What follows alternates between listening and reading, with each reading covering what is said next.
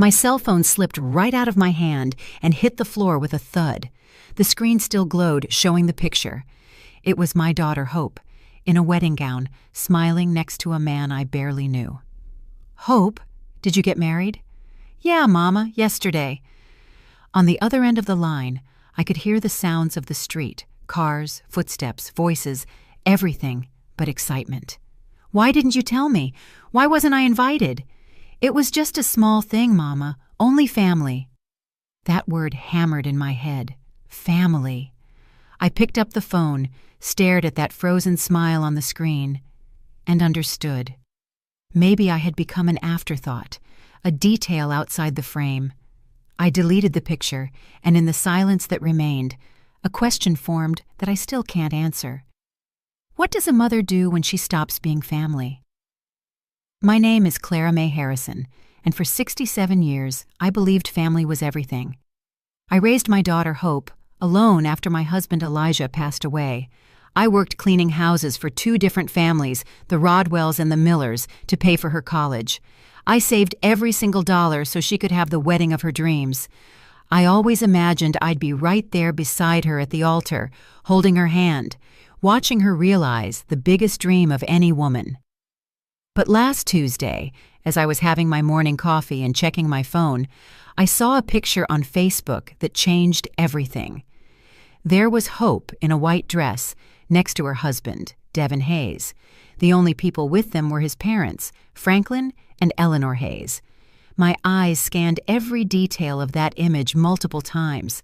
Hope was radiant, smiling like I had never seen her smile before, and the caption read, "Our special day, family complete." Family complete without me. There was no invitation, no conversation, no explanation. I found out my daughter got married the same way any stranger finds news on the internet.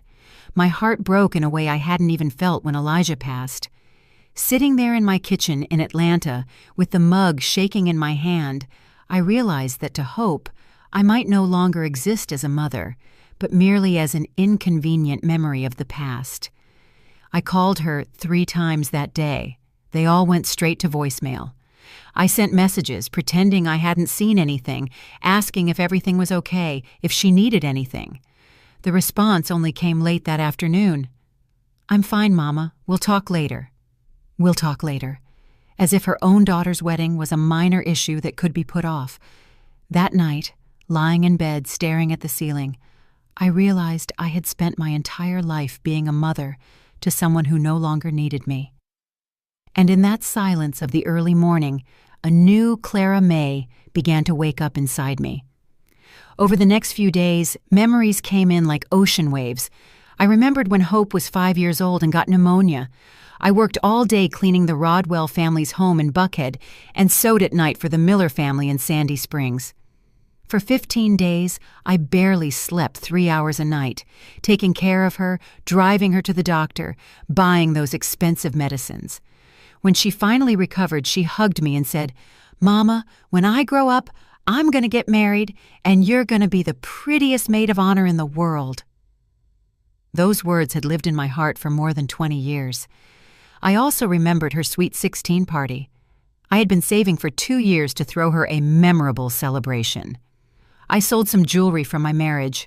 I worked extra shifts on the weekends. I deprived myself of basic things. We rented the Magnolia Room in the Midtown neighborhood. I bought the most beautiful dress I could find. I hired a great DJ. I prepared all the soul food myself. That day, Hope told me I was the best mother in the world, that she would remember everything I had done for her forever. The guests commented that the love was visible in every detail of the party. I thought about the everyday sacrifices. The mornings I got up at 5 to make her breakfast before school. The afternoons I spent helping her with homework, even though I hadn't finished high school myself. The nights I stayed awake waiting for her when she was out with friends, worrying about her safety. The Sundays I brought a pot of collard greens and ham hocks to Auntie Dolores's house so Hope could spend time with her father's family.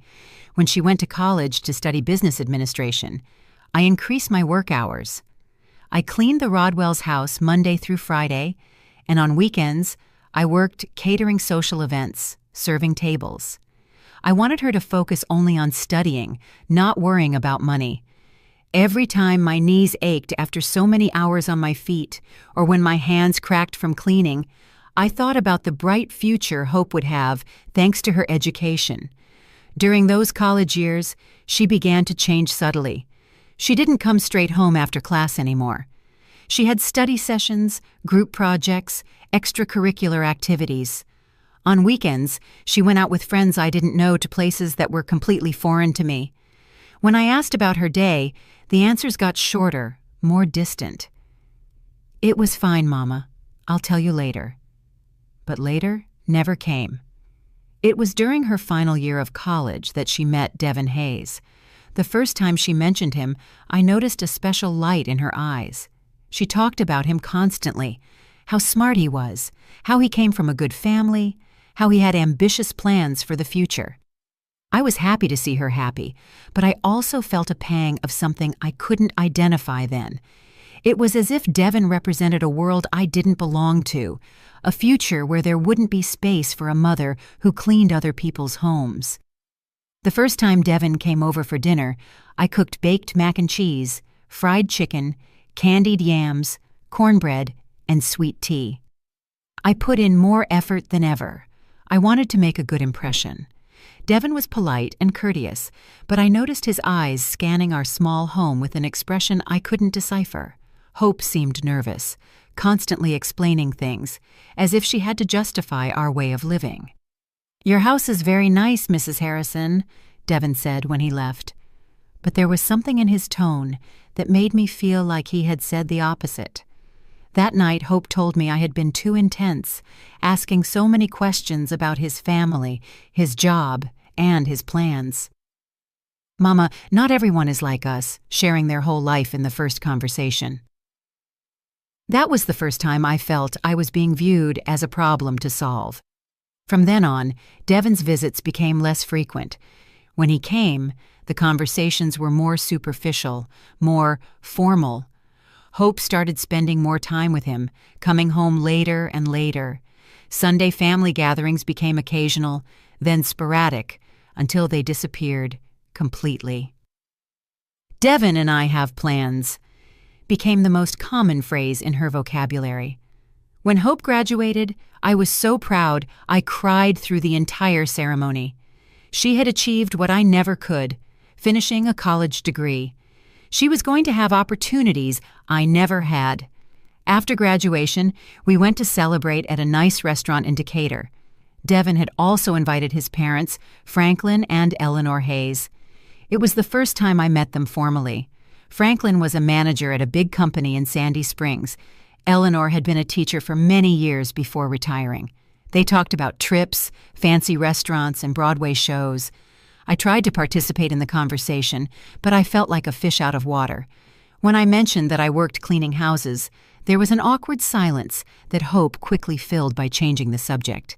That night, when we got home, Hope said something that hurt me deeply. "Mama, I know you always try to be friendly, but sometimes you say things that can be misinterpreted. Devin's parents are very refined people." Refined? That word stuck in my mind. I wasn't refined. My love, my sacrifice, my dedication, they didn't count for anything compared to money and formal education. The following months were marked by increasing distance. Hope got a job at a big international company. Devin also had a good job. They started talking about getting their own place, renting an apartment together. I supported the idea, though my heart was breaking inside. "Young people need their space," I said, faking enthusiasm. When they finally moved into an exclusive part of Atlanta, I was still welcome, but with schedules and conditions.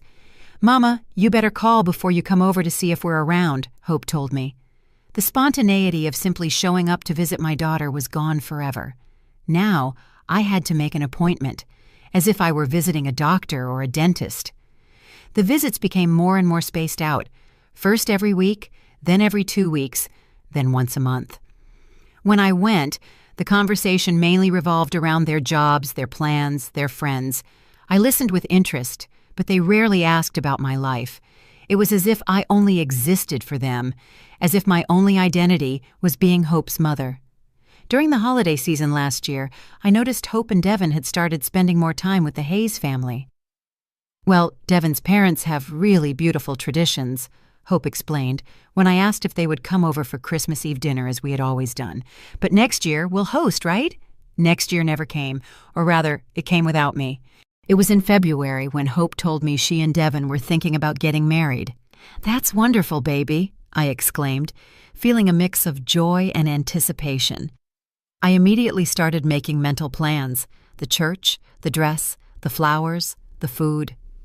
"Have you set a date? How can I help?" "Mama, we want something simple," Hope said, but there was something evasive in her look. "Nothing too elaborate. Weddings aren't as complicated as they used to be." I nodded, though I felt a small disappointment inside.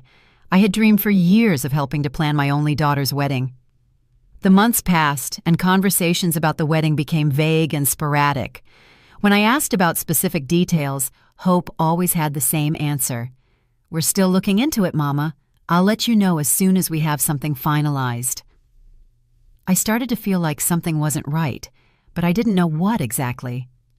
In May, I noticed Hope started posting more photos on Facebook. Pictures with Devin, with the Hayeses, at fancy restaurants, in places I didn't recognize. But when we saw each other in person, she told me very little about these events. It was as if she had two parallel lives, one she shared with me and one she lived in secret. It was early June when I started to suspect something was definitely going on. Hope canceled 3 dates in a row to see me, always with excuses about work or urgent commitments. When we finally met, she seemed distracted, nervous. I asked her directly if everything was okay with Devin, if there was a problem. "Everything is perfect, Mama," she said, not looking me in the eye. "It's just that we're so busy with work and other things. Those words resonated in my mind for days. What other things could be more important than including her mother in her life? The last time I spoke to Hope before discovering the truth was on a Sunday afternoon. I called to invite her to breakfast the following Tuesday. "I can't, Mama," she said. "I have a very important meeting that morning." That was odd, because Tuesday mornings had always been our special time since she was little.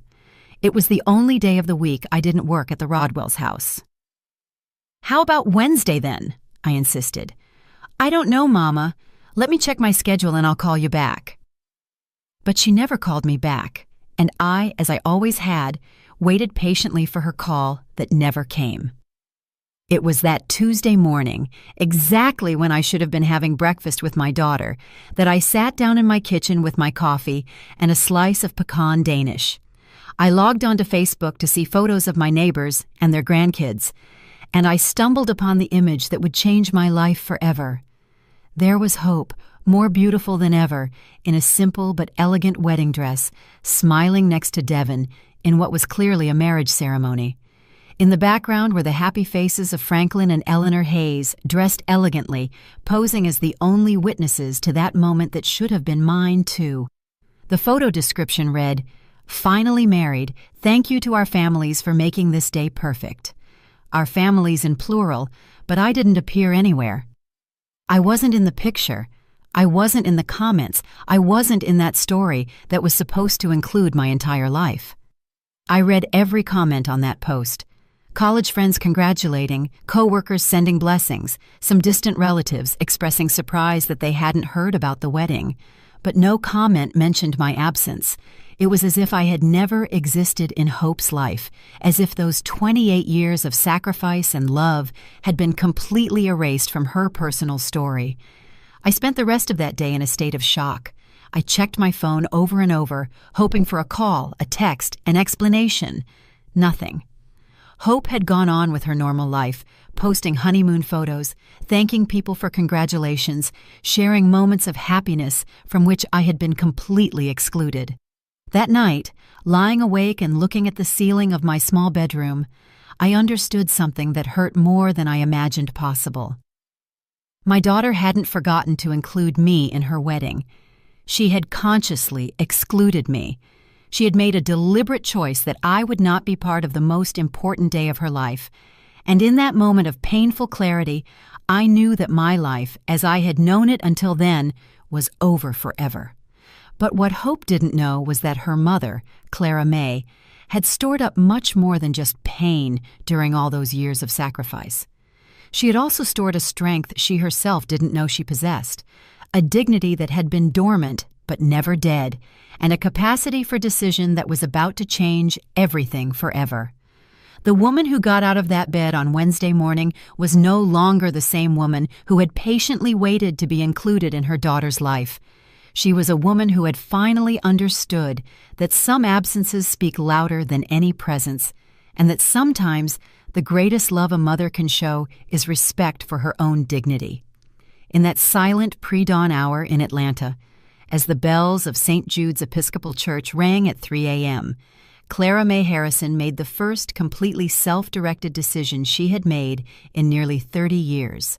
If she was no longer welcome in Hope's life, then Hope would no longer be welcome in hers. But this story was just beginning, and what came next would change the lives of everyone involved in ways none of them could have imagined. The following days passed in a dense fog that prevented me from clearly seeing where my life was headed. Hope didn't call to explain, didn't show up at the house, didn't show any sign of remorse. She continued posting honeymoon photos from Cabo San Lucas, Mexico, as if nothing had happened, as if I were just another follower on her social media. Every new photo was a confirmation that I truly was no longer a part of her life. I tried to keep busy with household chores, with Wednesday Mass at St. Jude's, with talks with Mrs. Eleanor Rodriguez, my lifelong neighbor. But no matter how much I tried to hide it, the pain was always there, causing a deep ache in my chest, like a constant presence that made it hard to breathe. It was while sorting through old papers in the wooden trunk that had belonged to my mother that the memories came rushing back in full force. I found birth certificates, immunization records that I had kept so carefully, and school report cards where Hope always got straight A's. I remembered every sacrifice. The early mornings sewing dresses for ladies in the neighborhood to pay for Hope's English classes. The times I ate nothing but toast and jam so she could have meat on her plate. The birthday gifts I saved for all year to buy. I recalled the times she came home crying because her friends had designer clothes, and I would go to the sweet Auburn Curb Market the next day to buy exactly what she wanted, even if it meant delaying the rent that month. Through all those years, Hope always had an excuse for not fully including me in her life. First, it was her studies, then work, then her boyfriend Devin, who didn't get along with mothers-in-law. I always accepted, I always understood, I always adapted to her schedule, her whims, her decisions. But now, looking back, I realized that I had become smaller and smaller in her life, occupying increasingly minimal spaces, until I reached the point of not even knowing she was getting married. The Hope I raised, the one I loved unconditionally, the one I always put first, had become a stranger who only shared crumbs of attention with me when it suited her. That Thursday afternoon, as I organized family photos into a shoebox, I found one that made me cry harder than I had cried in years. It was from Hope's confirmation ceremony. She was 8 years old. She wore a beautiful white dress that I had asked a local seamstress to make. In the photo, Hope was hugging me tightly and smiling with a pure, genuine happiness. I was smiling too, but now I could see in my eyes from that time something I had lost, the certainty that I was loved unconditionally by my daughter. I remembered that day perfectly. I had saved for 6 months for that celebration. I rented the Magnolia Room Hall. I invited the whole family. I prepared barbecue, potato salad, sweet tea, and a huge red velvet cake I specially ordered. Hope felt like a princess, running from table to table, introducing me to everyone as my mama, the most beautiful in the world. That night, when everyone had left, she helped me pick up the dishes and said, "Mama, when I grow up and have my own parties, you're always going to be the most important person. Always." Tears ran down my cheeks as I held that photograph. What happened to that little girl who promised me I would always be the most important person? When did I become so insignificant that I didn't even deserve to be present at her wedding? I continued looking through the photos and found another one that hurt just as much. Hope at 15, the day of her Sweet 16 party. We had rented a hall in the Midtown neighborhood. There was a DJ, food for 150 people, and a live band for the waltz. I had worked double shifts for a whole year to give her that party. I cleaned houses by day, babysat children at night, sold sweet potato pies at the farmer's market on weekends, all to see her happy, to give her the celebration she deserved. In that photo, Hope and I were dancing together, mother and daughter, during one of the songs. She had asked me to play a song she called Our Special Song. "Mama, you used to sing this to me when I was little and sick, and it always made me feel better," she had told me. "I want us to dance to it together so everyone knows how much I love you." Those words echoed in my mind like sounds from another life. How had I gone from being the person who comforted her when she was sick to being someone she was ashamed of in front of her new family? I kept looking and found a letter Hope had written me when she was 18, just before starting college. She had written it on pink paper with careful handwriting, full of little drawn hearts in the margins. It read, "Dearest Mama, tomorrow I start a new stage in my life, but I want you to know that nothing I achieve will be possible without everything you have done for me. You are my hero, my role model, the bravest woman I know. When I grow up, I want to be a mother like you, loving, sacrificial, who always puts family first. I love you with all my heart, and you will always be the most important person in my life. Your loving daughter, Hope." I read that letter 3 times before I could believe what I was reading. This was the same person who had just excluded me from the most important day of her life, the same one who had promised me I would always be the most important person. I sat on my bed with the letter shaking in my hands and cried like I hadn't cried since the day I buried Elijah. I cried for the girl who wrote those words and for the woman she had become. I cried for all the dreams I had about being the mother of the bride.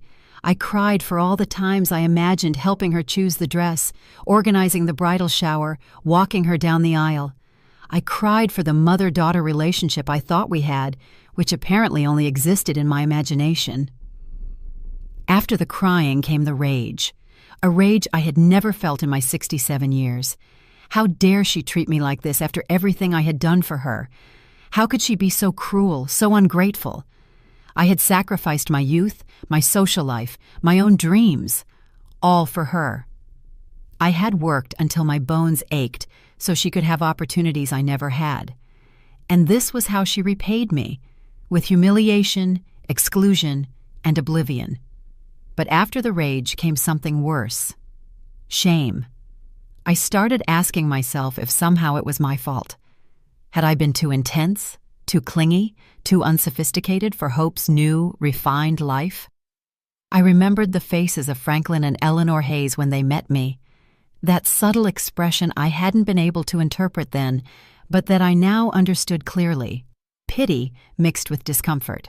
To them, I was the embarrassing mother-in-law who had to be tolerated, not accepted. I got up from the bed and looked at myself in the vanity mirror. There was Clara May Harrison, 67 years old, gray hair, hands rough from so much work, wrinkles around my eyes that spoke of years of worry. I wasn't elegant like Eleanor Hayes. I hadn't traveled the world. I didn't speak any other languages. I didn't know about fine wines or theater.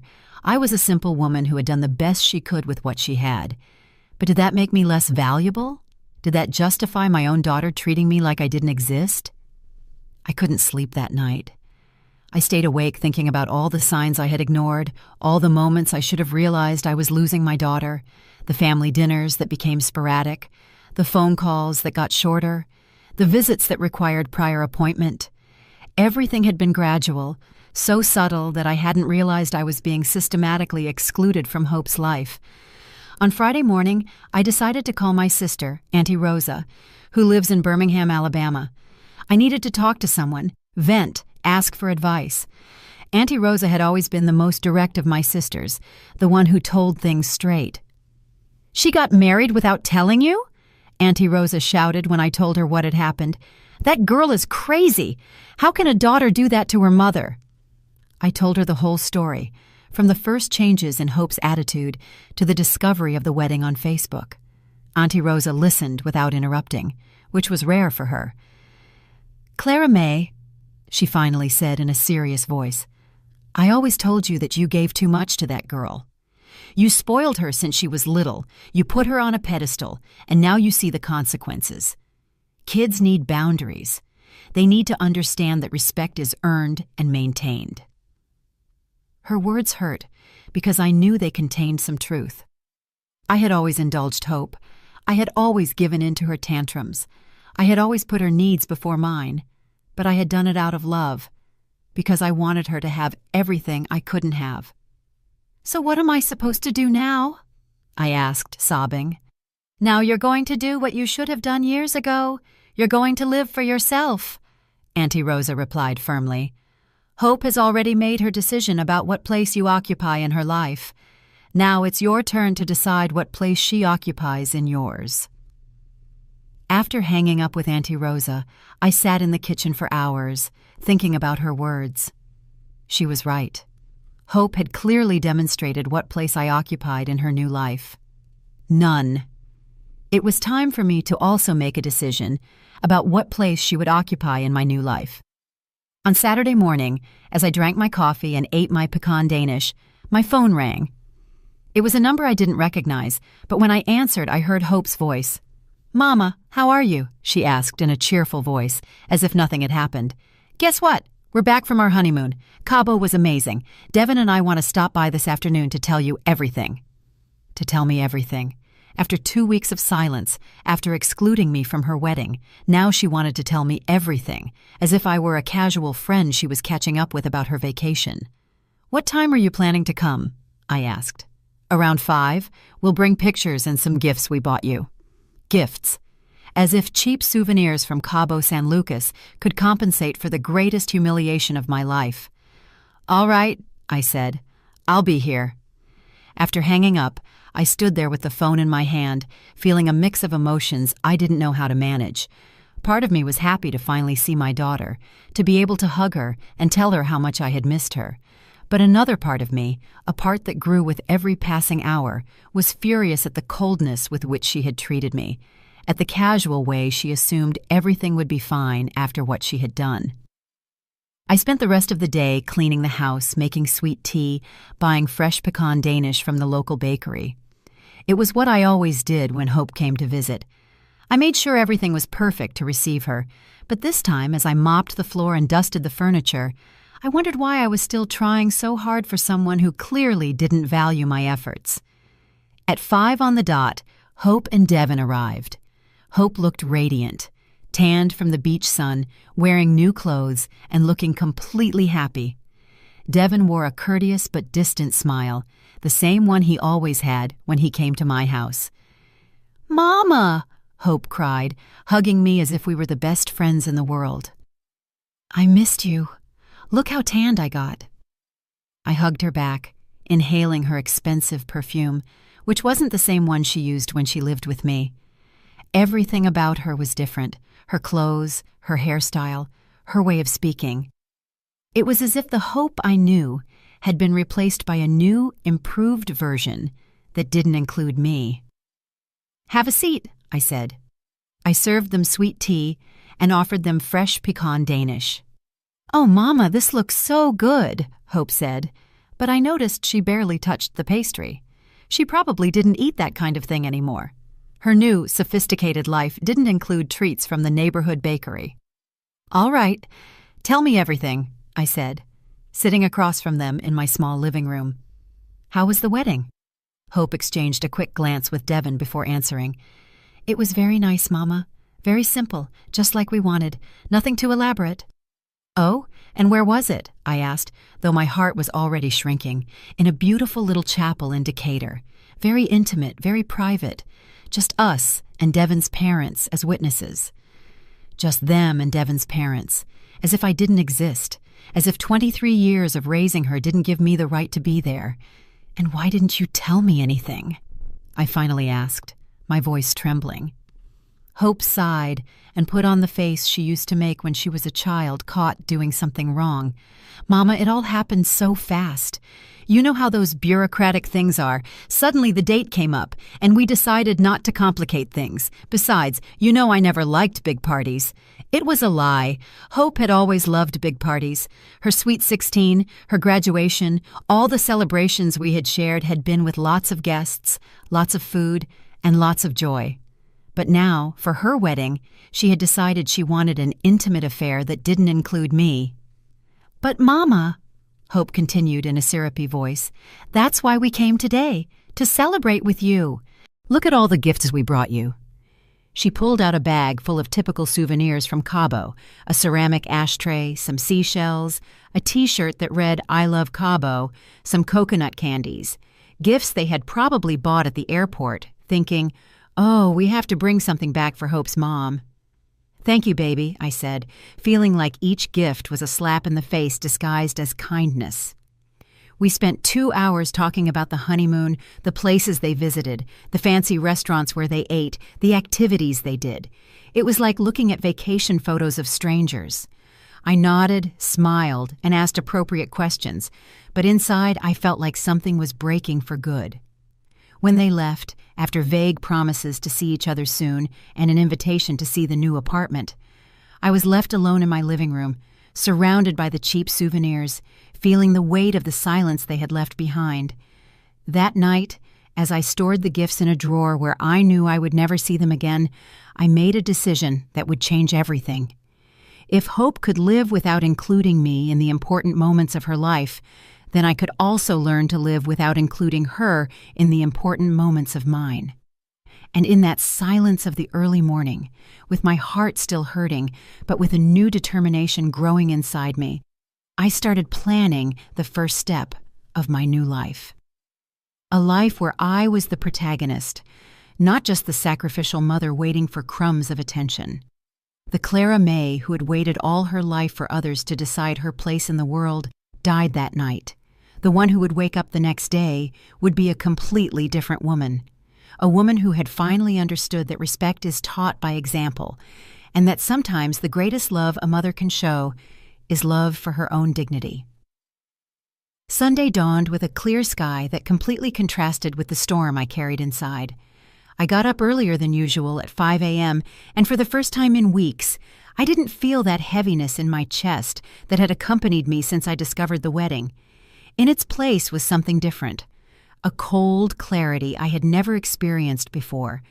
It was as if, during the night, I had gone through a silent transformation, as if the Clara May who had waited all her life for others to define her place in the world had finally awakened from a very long sleep.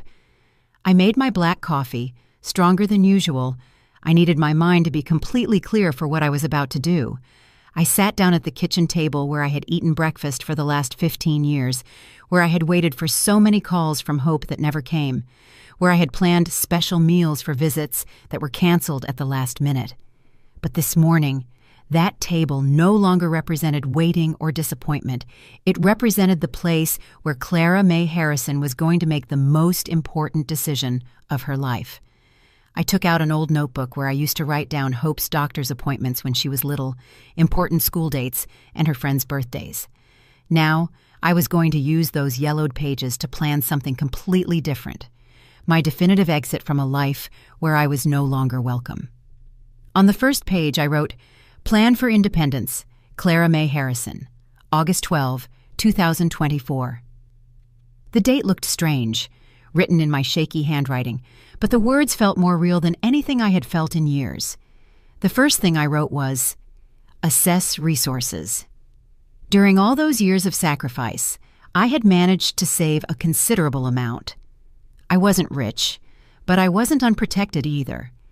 I had the savings of a lifetime of work, a small but owned house in an area that had become very valuable, and something Hope never knew, a secret bank account where I had deposited the extra money I earned sewing dresses for neighborhood ladies on weekends for years. I had opened that account when Hope turned 18, thinking it would be my wedding gift to her. Every dollar I deposited there, I did so imagining the moment I would give it to her.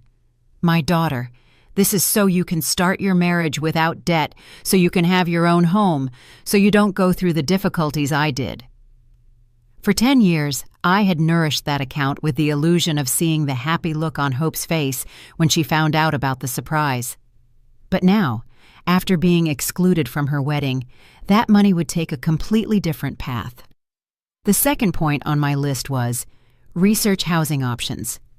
I couldn't stay in this house where every corner reminded me of the years of waiting, where every phone call would make me think it might be Hope seeking reconciliation. I needed a new place, a space that was completely mine, where I could build a life that didn't depend on crumbs of attention from my daughter. I remembered that Mrs. Eleanor Rodriguez, my lifelong neighbor, had always told me about her sister Gloria, who had moved to a residential community for older adults in Decatur. "It's wonderful, Clara May," Mrs. Rodriguez had told me several times. "There are activities, security, people our age. Gloria says she's never felt so free in her life." At the time, I thought those places were for people who didn't have family to care for them. Now I understood they were for people who had decided to care for themselves. The third point was the most painful, but the most necessary: gradually cut ties. I couldn't just disappear overnight, because that would cause unnecessary drama and give Hope reasons to justify her behavior. My mom was always so dramatic, that's why we didn't include her in important things. No, my exit had to be as silent and dignified as my entry into Devon Hayes's life had been. Gradual, respectful, but definitive. After breakfast, I showered and put on my Sunday navy blue dress, the one I wore to Mass at St. Jude's. But this morning, I wasn't going to church. I was going to begin the most important investigation of my life. I grabbed my purse, put the notebook inside, and left my house with a determination I hadn't felt in years. My first stop was the bank. It was strange walking the streets of my neighborhood, knowing that every step took me away from the life I had known for 67 years. Mr. Fernando Lawson, the executive who had managed my accounts for the last 10 years, was surprised to see me near the ATM on a Sunday morning. "Good morning, Mrs. Harrison," he greeted me when he recognized me. "Everything's fine. Perfect, Mr. Lawson," I replied with a smile I didn't expect to have myself. "I'm just reviewing my financial options. I might need to make some moves this week."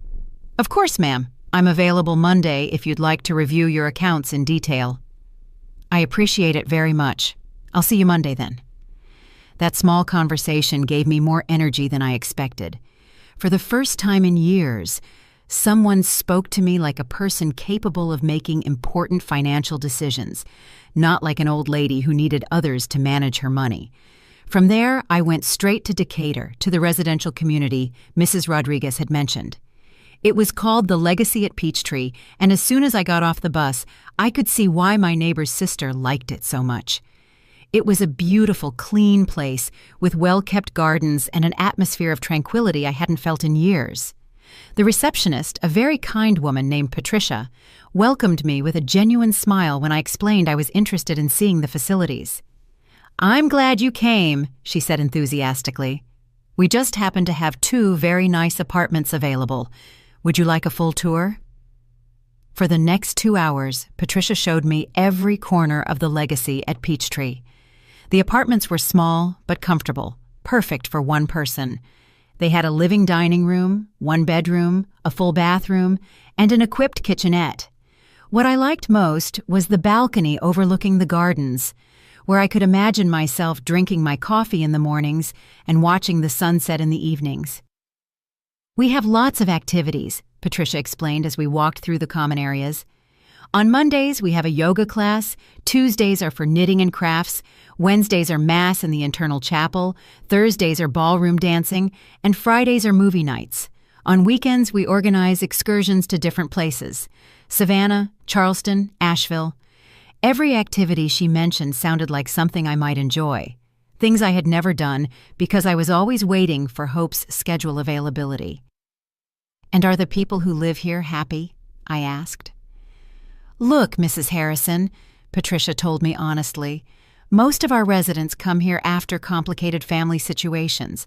Some have lost their partners, others have children who live far away, others simply decided they wanted to live with more independence.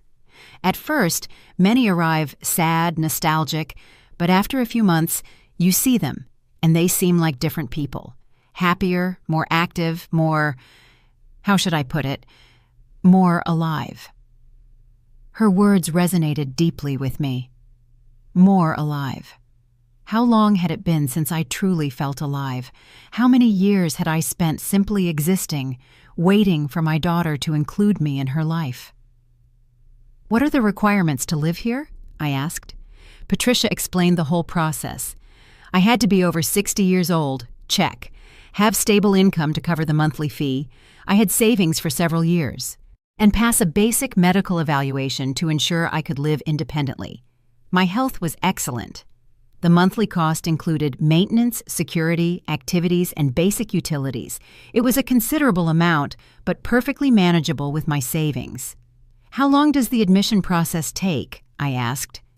"If you bring all the documents this week, we could have everything ready in 2 weeks," Patricia replied. "Are you interested in any of the apartments you saw?"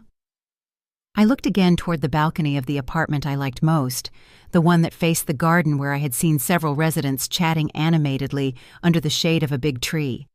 In that moment, I made a decision that surprised even me with how quick and clear it was. "I'll take the one with the balcony facing the gardens," I said without hesitation. "Excellent decision," exclaimed Patricia. "That's one of the most requested.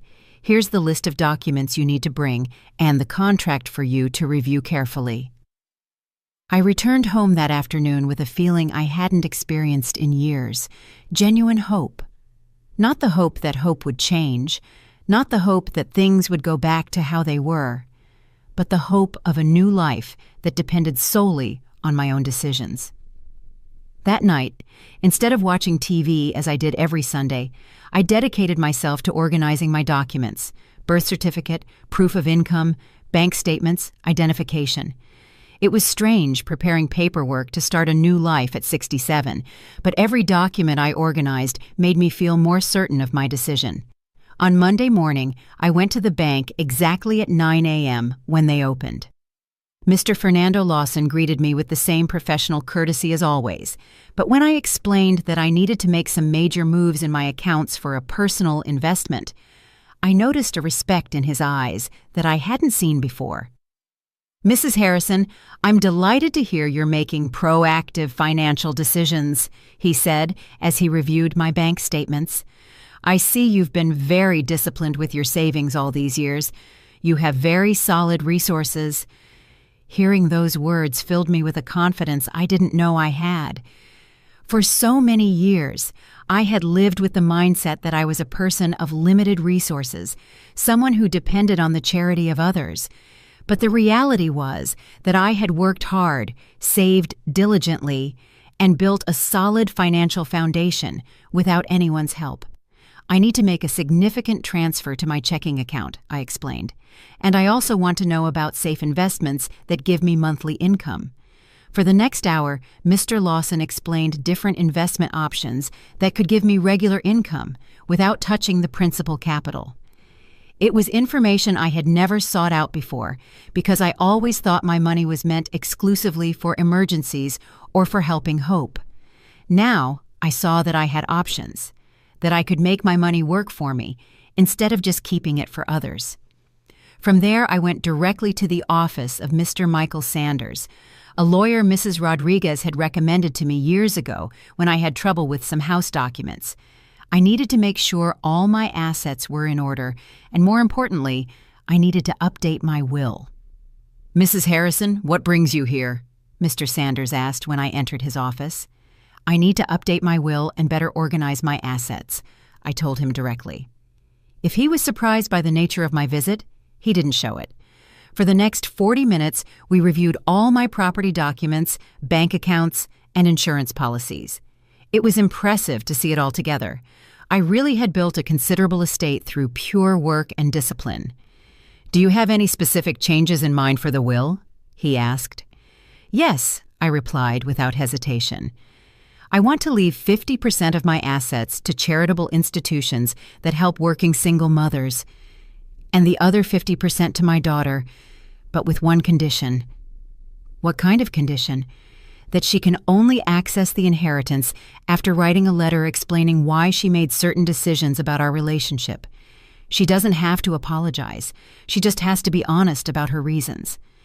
That letter must be delivered to you as a witness, but she must write it, even if I'm no longer here to read it. Mr. Sanders wrote everything down carefully.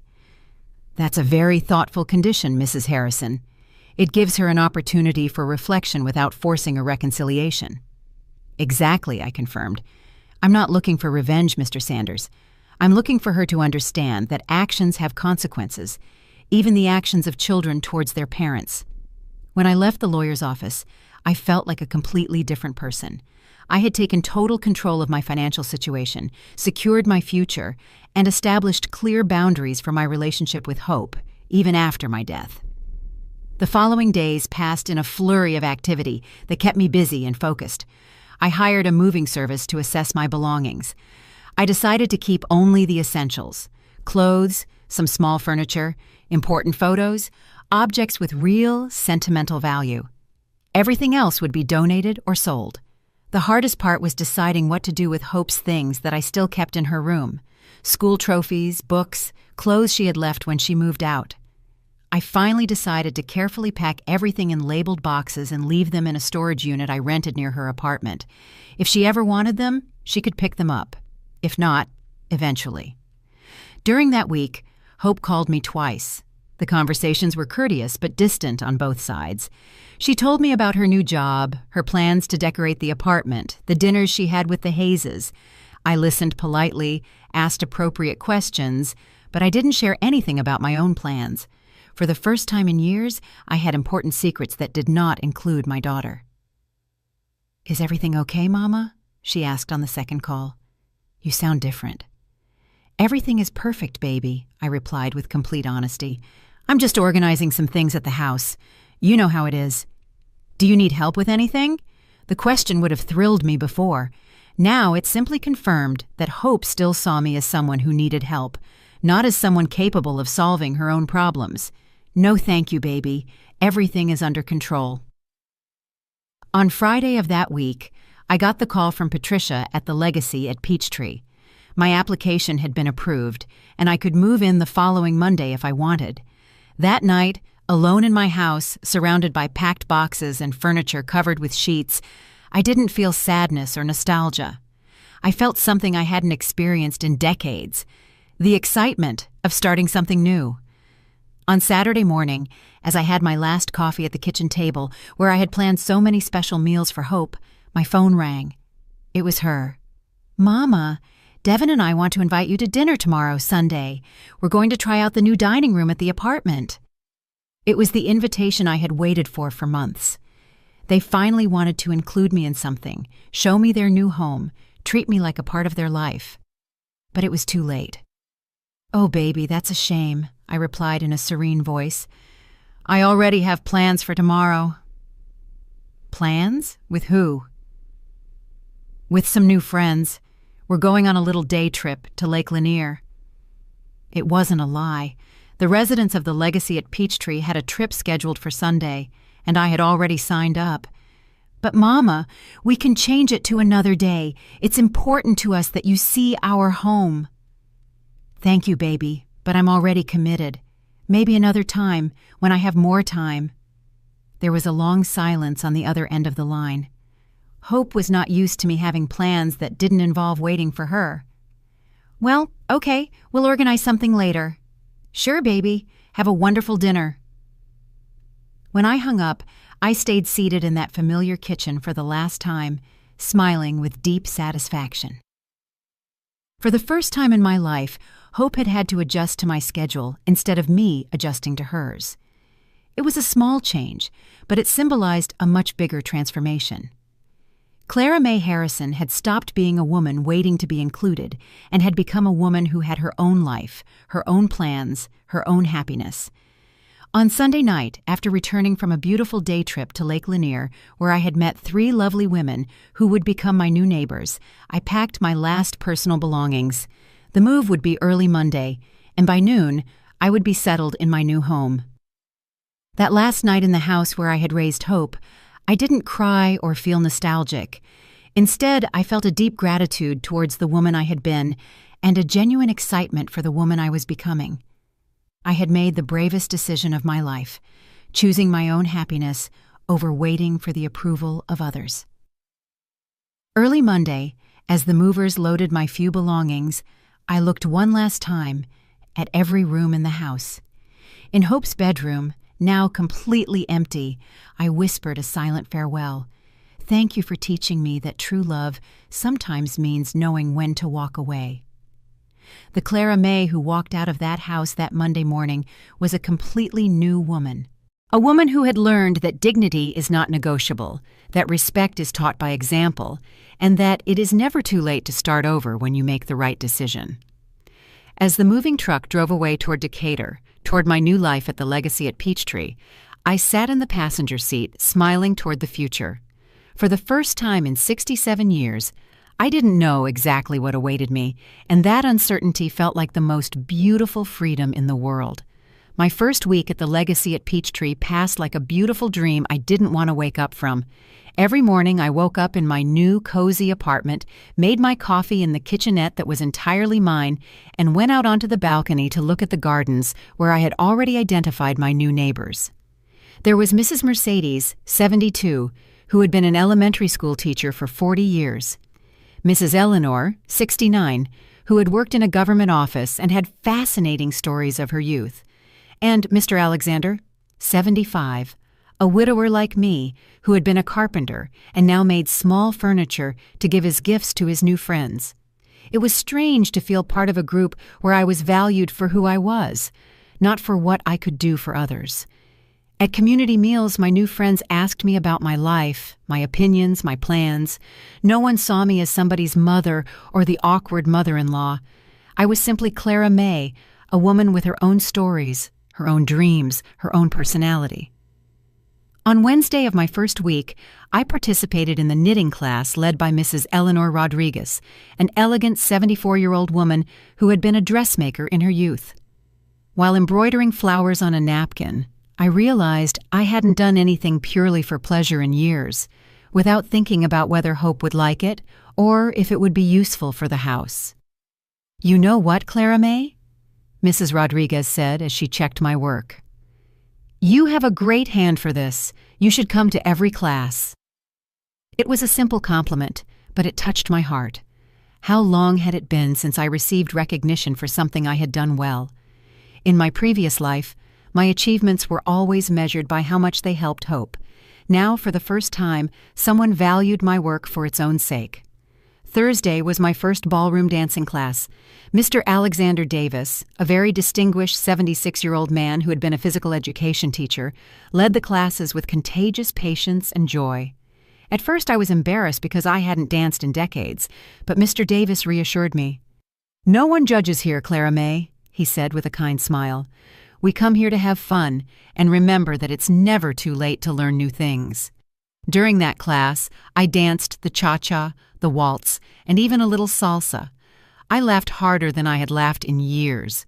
My classmates applauded when I managed a difficult step, helped me when I got confused, and made me feel like I was part of a real family, a family that had chosen me and that I had chosen too. That night, as I ate dinner alone in my apartment but without feeling lonely, my phone rang. It was Hope. "Mama, where are you?" she asked, her voice frantic. "I went to the house and it's completely empty. The neighbors said you moved out. What is going on?" Her voice had a mix of confusion and panic that I hadn't heard since she was little and got lost at the market. For a moment, my maternal instinct wanted to reassure her immediately, explain everything, assure her that I was fine. But the new Clara May, who had emerged in these last few weeks, kept her composure. "I'm doing very well, baby," I replied in a serene voice. "I moved to a place more suitable for my age." "More suitable? What does that mean? Why didn't you tell me anything?" "Because they were personal decisions that didn't require your approval," I said firmly, but without aggression. There was a long silence on the other end of the line. Hope was not used to me making important decisions without consulting her, even though she had been making hers for years without consulting me. "Where are you living now?" "In a place where I'm happy, baby. That's what matters." "Mama, you're scaring me. This isn't normal for you. Are you mad at me about something?"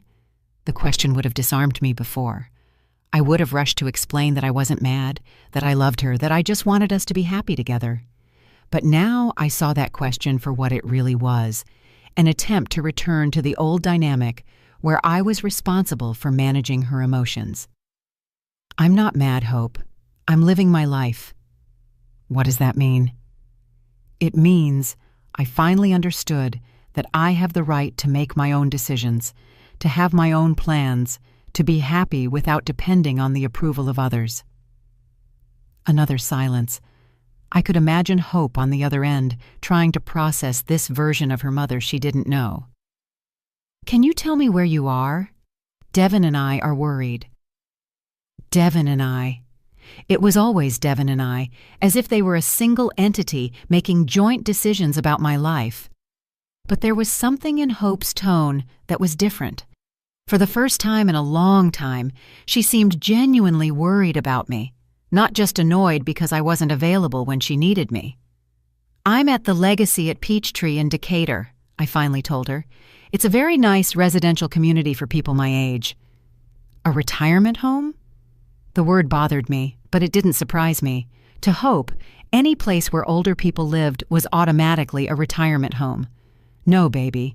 It's a place where I live independently, but with the company of people who are at the same stage of life as me. I have my own apartment, my own activities, my own social life." Social life. There was genuine surprise in her voice, as if she had never considered that I could have a social life independent of her. "Yes, Hope. I have new friends, activities I enjoy, plans that don't include waiting for you to have time for me." The words came out more direct than I had planned, but I didn't regret saying them. It was time for Hope to understand the consequences of her decisions. "Mama, we have always had time for you. Did you really have time to include me in your wedding?" The silence that followed was long and heavy. It was the first time I had directly mentioned the wedding exclusion, and we both knew it was the elephant in the room that had been present in all our subsequent conversations. "Mama, I already explained that it all happened so fast, that it was a very simple thing." "Hope," I interrupted her with a firm but calm voice. "I'm not interested in hearing any more excuses.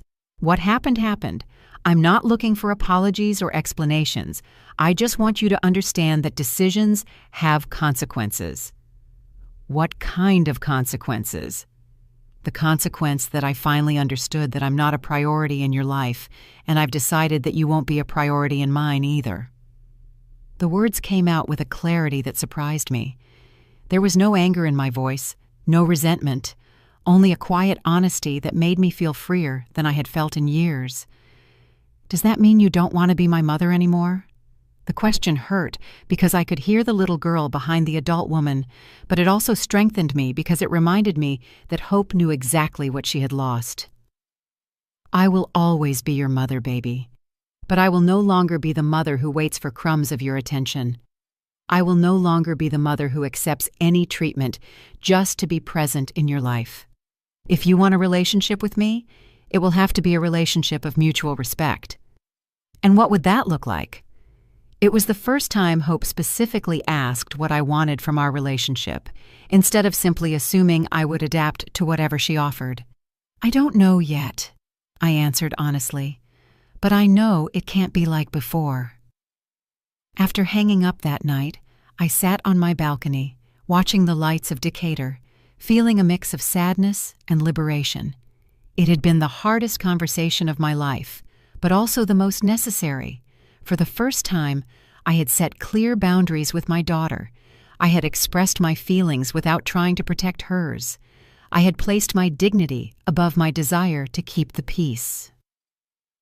The following days passed without news from Hope, and for the first time, her silence did not cause me anxiety.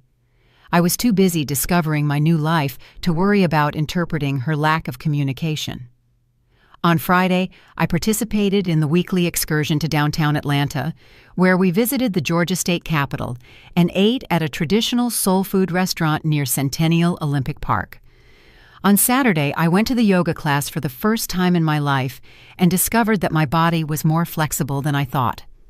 On Sunday, after Mass at the chapel at the Legacy at Peachtree, I was returning to my apartment when Patricia, the receptionist, stopped me.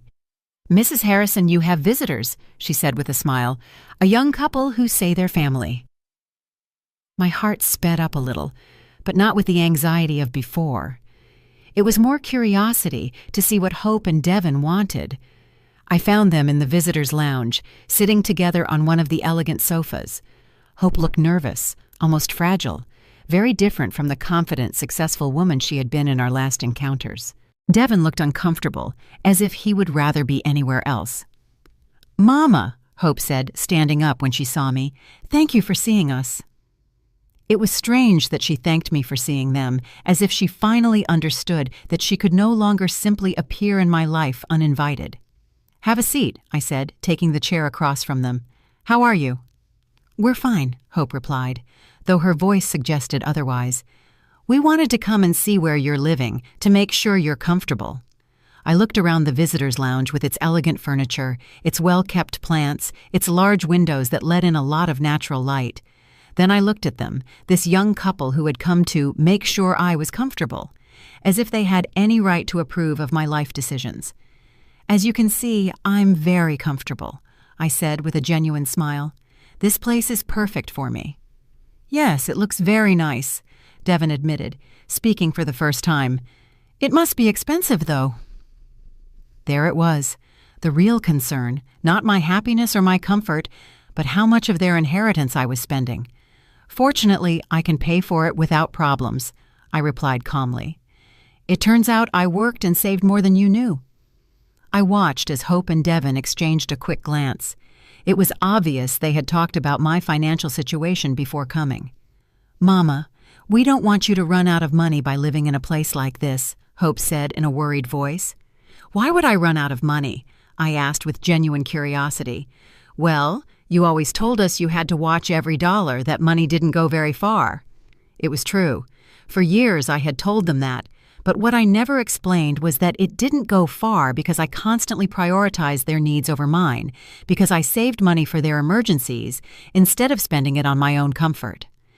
"It's true that I watched every dollar," I confirmed, "but it was because I was saving for you, to be able to help you when you needed it. Now that it's clear you don't need my help, I can use my money for my own happiness." "What do you mean we don't need your help?" Devin asked in a tense voice.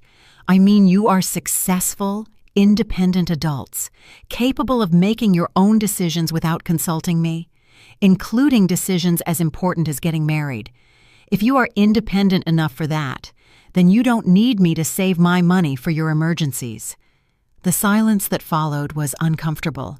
I could see how they processed the logic of my words, how they realized they couldn't have both: total independence from me when it suited them, and access to my resources when they needed them. "Mama," Hope said finally, her voice softer, "are you very angry with me?" It was the question of a child, not an adult, and for the first time since the wedding, I felt a little compassion for her. But it was a different kind of compassion, not the blind compassion that had led me to excuse her behavior for years. "I'm not angry, baby," I told her honestly. "I'm disappointed. I'm sad, but above all, I am at peace." At peace? At peace with finally understanding who I am beyond being your mother. At peace with having discovered that I can be happy without depending on your approval or your attention. Hope remained silent for a moment, and I could see tears starting to form in her eyes. "Does that mean you don't love me anymore?"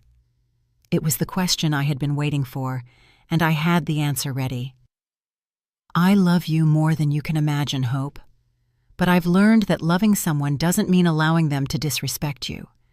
I've learned that true love includes boundaries, includes dignity, includes mutual respect." "And what can we do to fix this?" Devin asked, speaking for the first time as if he truly cared about the answer. I looked at both of them. this young couple who had come to fix the situation, probably hoping that with a visit and a few apologies, everything would return to normal. "There's nothing to fix," I said calmly. "I'm not broken, I'm not sick, I'm not acting out of spite. I am simply living the life I deserve to live." "But can we still be family?" Hope asked, her voice trembling. "We will always be family," I assured her. "But it will be a different kind of family, one where we respect each other, where we include each other in the important things, where we treat each other as equal adults." "How do we know what you expect from us?" Devin asked. It was a practical question, and I appreciated his honesty. "Hope knows how to treat me with respect," I replied, looking directly at my daughter. "She did it for many years when she was younger. She just needs to remember how to do it." Hope nodded slowly, as if finally understanding that there was no quick fix, that she would have to do real work to rebuild our relationship. "Can we call you sometimes?" she asked in a small voice. "Of course," I said, "but I won't be available every time you call. I have my own life now, my own activities, my own commitments." It was strange saying those words. For 67 years, I had never had commitments I couldn't cancel for Hope. Now I had knitting classes, excursions, dinners with friends, a social life that was important to me. When they left that afternoon, after vague promises to maintain better communication and do things differently, I stayed seated in the visitors' lounge for a while longer, processing what had happened. There had been no dramatic reconciliation, no tears of remorse, no promises of immediate change. But there had been something more valuable: recognition. For the first time, Hope had recognized that she had treated me poorly, that she had made decisions that hurt me, and that she would have to make a real effort if she wanted a relationship with me. That night, during the community dinner in the dining hall at the Legacy at Peachtree, my new friends asked me about my visitors. "Everything okay with the family?" Mrs. Mercedes asked with genuine concern. "Everything is exactly as it should be," I replied with a smile. "For the first time in years, everything is exactly as it should be." And it was true. I didn't know if Hope and I would ever have a close relationship again. I didn't know if she would truly change or if she would simply learn how to manage me better. But I knew that I had changed forever, and that no matter what happened to our relationship, I would be fine. The Clara May who had waited for years for her daughter to include her in her life had died forever. In her place, a woman had been born who knew her worth, who had her own dreams, who was capable of being happy with or without the approval of others. And that transformation, painful as it had been, was worth more than any reconciliation that required me to return to being the small, subservient woman I had been before. For the first time in my life, I was free, and that freedom felt like the most beautiful gift I had given myself. Today, 6 months later, I wake up every morning in my small but cozy apartment. I look out the window and see a different world.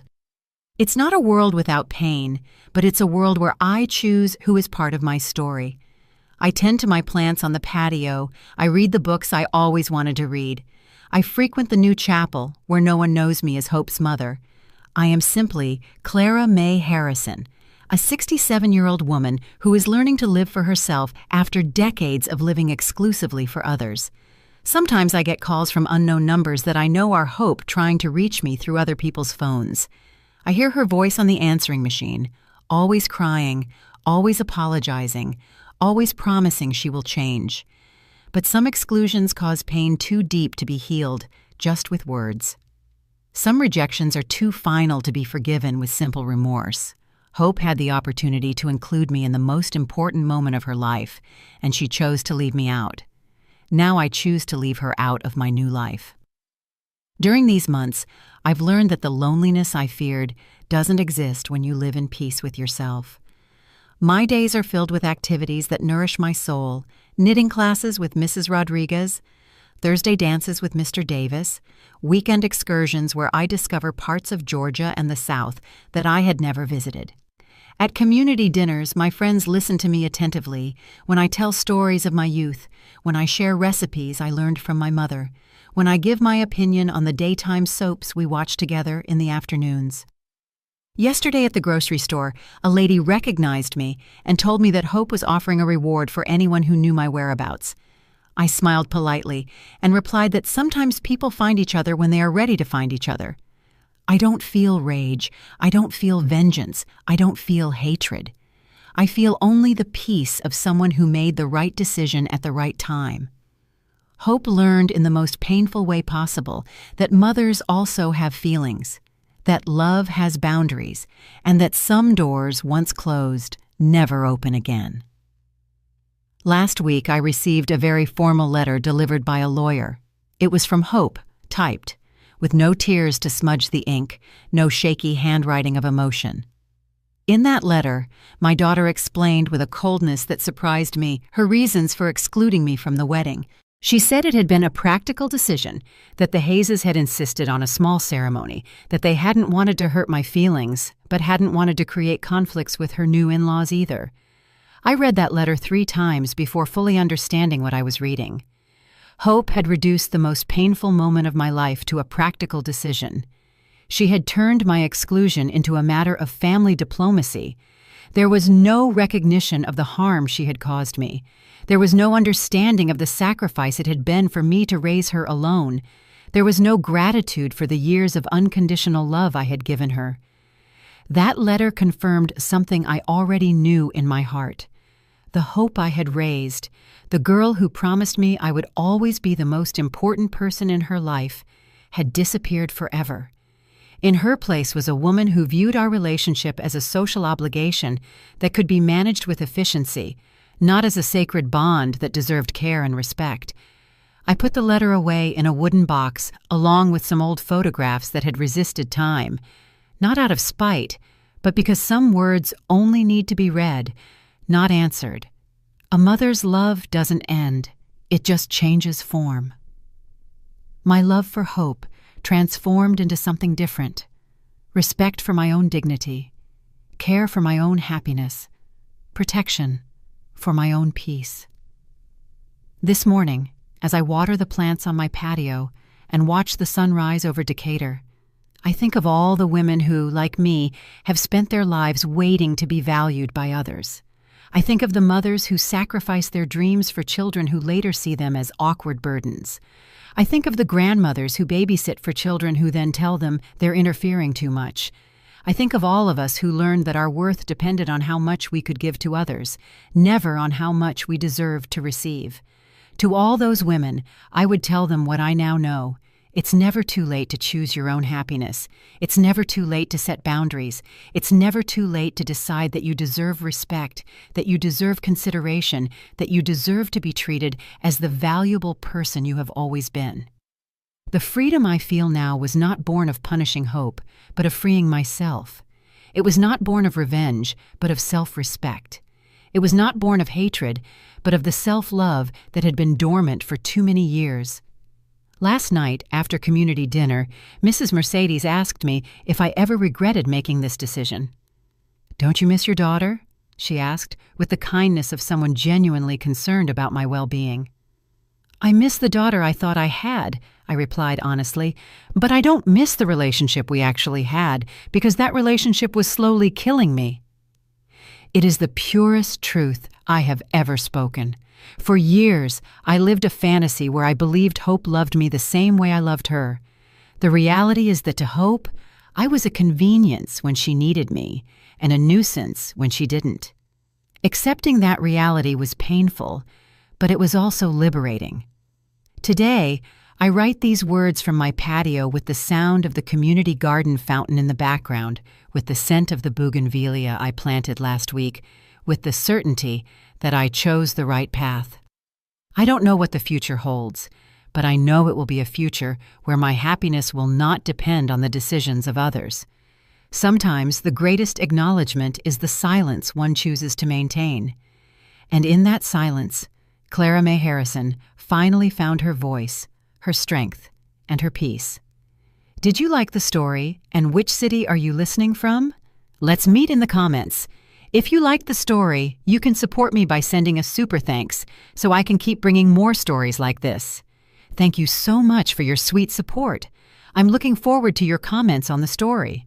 On the screen, you can see 2 new life stories that I highly recommend. There's so much more on my channel. Don't forget to subscribe. See you in the next life story. With love and respect.